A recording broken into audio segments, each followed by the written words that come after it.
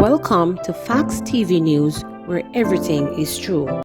Woman gunned down in Hagley Park Road area. A woman was shot and killed in the Hagley Park Road, St. Andrew area on Monday afternoon. We can confirm that a female was shot and killed, but her body hasn't been identified as yet, a representative from the Police Communications Unit told reporters. The shooting occurred in the vicinity of the People's National Party office at the intersection of Rainford Road and Hagley Park Road. Dancers stab outside St. Andrew Club, family appeals for blood. A female dancer, who is a member of the Royalty Divas dance squad, was allegedly stabbed by another dancer minutes after leaving a party at Oni's Place on Hagley Park Road in St. Andrew on Monday morning. The 19-year-old dancer, whose real name is Geneva Spirit Sawyers, hails from Greenwich Farm in downtown Kingston. Her family is asking for members of the public to donate blood because she will require a major surgical operation to save her life. Them just run me out of the room at KPH and put a test tube in her chest. They open up her chest so air can get into her lungs because the lungs are collapsing, Claudine Grant, mother-in-law of the young daughter, reported. A blood clot came out of her that weighed half a pound. She vomited and the blood clot came out the hole where she was stabbed, and the doctor said it was a good thing it came out. She has lost a lot of blood. I am making an appeal for people to give blood at the Bank Jamaica for Geneva because she has to do major surgery, Grant said. Grant said the attack was unprovoked. She was in the car when the girl stabbed her in the back with a ratchet knife and punctured her lungs. Oh God. A police officer reported they came to the hospital to take the report and spoke to eyewitnesses of the attack.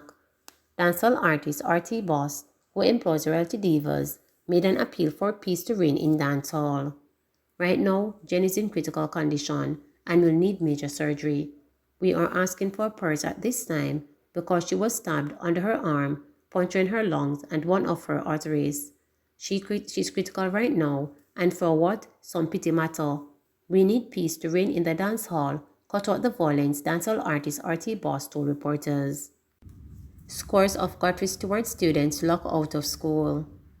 Scores of students at the Godfrey Stewart High School in Savannah Lamar, Westmoreland, were on Monday morning locked out by the school's administration and left roaming the streets over alleged violations of the institution's uniform guidelines. When reporters visited the institution, a number of students were seen lingering outside the school's gate, complaining about the reason they were not allowed inside the school premises. No stupidness this, one furious parent, Stephanie Fullwood, told reporters. The children them come to learn. Nothing is wrong with them uniform. It's all about learning. It is a risk for the kids them on the road. Later, you go hear say them missing, a distraught Fullwood said. Fullwood said the institution should have informed the parents about the uniform guidelines. She said the school is doing an injustice to the students who have already experienced learning loss due to the novel coronavirus. Another parent, Hyacinth Sokram, said she is angry. Sokram said her son, who is in the 9th grade, is not being allowed to enter school, and she is adamant that his trousers are not closely fitted. Sokram is calling on the government to intervene, as students have been outside for over 2 hours. The school commences at 7:15 a.m. daily. Melissa Summers told reporters that the school made her daughter's uniform and it was too big. I follow rules and protocols, and I am a good parent, but I need the uniform to be adjusted. The waist is big, and hers is 3 inches above the ankle, and it should be 5 according to the uniform guideline. The principal need to leave because you can't have the people in Bikini stand up out a road, Dalton Cunningham argued. Principal Emily Lawrence Ricketts, however, said she will only be allowing students who abide by the rules. Since May 26, one of the reasons we're having this uniform committee drive is that we have a number of predators who molest young girls in taxis and buses. What we are trying to do is to use the uniform as a deterrent. When the uniforms are short, the predators tend to touch the students. There have been a surge in molestation cases at the institution because of public transportation, Lawrence Ricketts explained. The Parent Teachers Association has made provision to provide one uniform free of cost to those struggling parents. Those uniforms are made at the school, she added. 2 dead after St. Elizabeth crash. 2 men succumbed to injuries they sustained in a motor vehicle accident on the Content Main Road in St. Elizabeth on Sunday. The deceased have not yet been identified. Police report that about 4:45 a.m., the men were traveling on a motorcycle from Santa Cruz when, upon reaching a section of the roadway, the bike collided with a BMW car that was traveling in the opposite direction. They were taken to hospital where they were pronounced dead. St. Elizabeth Police lists farmer as person of interest in murder. The St. Elizabeth Police have released the name of a man they say is a person of interest in a murder in the parish. He is 39-year-old Dwayne Morrison, alias Sharkey and Richmond. According to police investigation on September 9, Everton Spence, a 34-year-old farmer of Treasure Beach, was at home when a dispute developed between a female and Morrison. Investigators allege that during the dispute, Morrison shot Mr. Spence several times. Commanding officer for the St. Elizabeth Police Division, Superintendent Robert Jane, says Morrison is a person of interest in the murder incident. Morrison is being asked to surrender to the police. Superintendent Jane urged members of the public to assist in locating Morrison, who is of dark complexion, medium build, and about 5 feet 7 inches in height. Investigators say Morrison is known to frequent several cashpot outlets and various communities in the parish alongside several male and female associates. Jamaica probe suspected monkeypox death, reports 5 new cases. The Ministry of Health and Wellness, MOHW, has revealed that an investigation is ongoing into the suspected monkeypox-related death. The ministry made the disclosure in its latest update on the virus, in which it reported 5 new cases of the disease locally, bringing the country's total number of infections to 12. The cases were reported between September 7 and 12, with the affected areas being Kingston and St. Andrew 2, St. Elizabeth 1, Manchester 1, and St. James 1, the ministry said. Register with needs or risk being left behind, says Prime Minister. Prime Minister Andrew Holness is cautioning the Jamaicans who decline to register with the impending National Identification System needs would find themselves left behind in the new digital landscape envisioned for the country. We have to embrace the change and move forward with it so that we are not left behind again. An important part of being able to articulate and maneuver, move about in the digital society is to have your identity properly established and documented by the state, he said.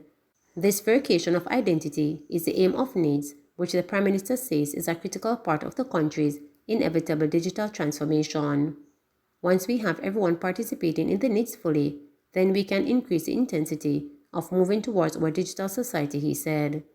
Holness was speaking Friday at the launch of the government's undocumented registration program for persons without a birth certificate, Operation Birthright, said through this $50 million initiative the government is seeking to have more persons in possession of a birth certificate, which will enable greater participation in needs as one of the foundations for a digital society where persons will be access to services that are now moving online. He noted that the government moves towards creating a digital society. It has been rolling out its digital currency app to encourage persons to have a digital wallet, digital currency, which will make the disbursement of grants, for example, more efficient. So it means that money doesn't have to come in the form of this physical paper that you have to line up at the National Stadium to get and collect the little grant that we gave during the height of the novel coronavirus pandemic, he said. We could have given you the money digitally if you were able to give you the digital wallet, meaning that we identify you as a person and we assign you an account in a digital space. That money on your phone in the app, you could then take it and go to the store and buy what you want. So there we've been no need for anyone to be lining up during a pandemic. Gathering is a public risk, he said.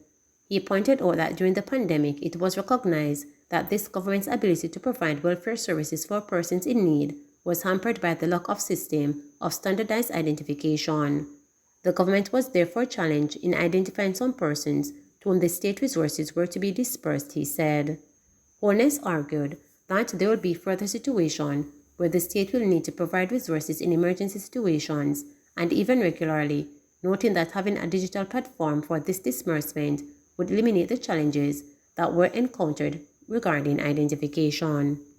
Jamaica reports 92 new COVID-19 cases, no deaths. The Ministry of Health and Wellness reported 92 new COVID-19 cases on Sunday, September 11, bringing the infection total to 150,844. The new cases comprise 57 females and 35 males, with ages ranging from 7 days to 93 years. The cases were recorded in St. Catherine 21, Kingston and St. Andrew 19, Westmoreland 11, St. James 8, Clarendon 8, Manchester 7, St. Anne 5, St. Elizabeth 5, St. Thomas and St. Mary 2, Trelawney 2, and Hanover 1.